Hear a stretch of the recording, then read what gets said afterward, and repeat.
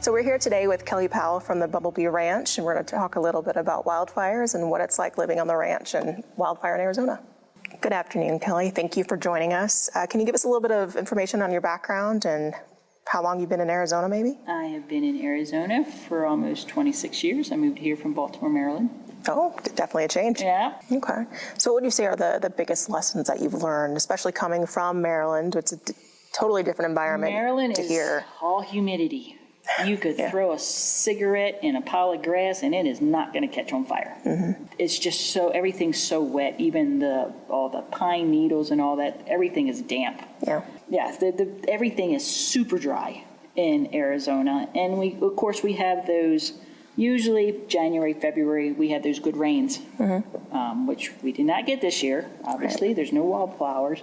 But that growage in January and February, and then maybe a little bit in March, it gets this high. And now there's no rain, and now that lush green grass, if it's not mowed down by the cows, is now kindling.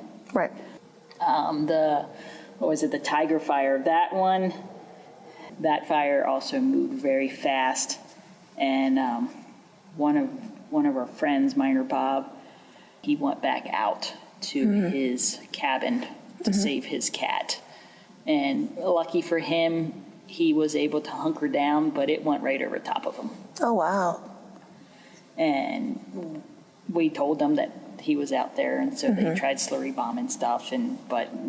Yes, animals are very important, but it's not worth dying to go save an 18-year-old cat. Right. So. Okay. And is there any other words of wisdom or advice that you would maybe impart to your neighbors as it pertains to living with wildfire? Yeah, don't be lazy. Keep your stuff down. Watch, look. All right, well, that tree died from termites. Okay, let's take it down. Let's cut off the dead branches.